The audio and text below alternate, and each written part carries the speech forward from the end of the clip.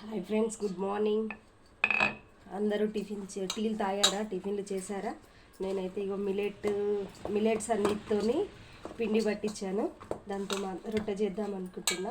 రొట్టె అయితే చేస్తాను. చపాతీలు ఏమంటారు, చపాతీలాగానే ఉంటాయి.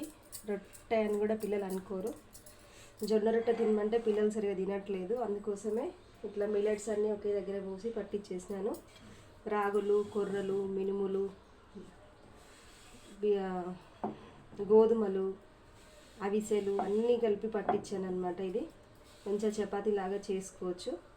దానికి కాంబినేషన్ అయితే టమాటా పచ్చడి చేసినాను. రాగి జావ అయితే అయ్యింది, బంద్ చేస్తున్నాను. రాగి జావ అయిపోయింది. నేను ఇవాళ పప్పుచారు చేద్దామని అనుకుంటున్నాను లంచ్లోకి.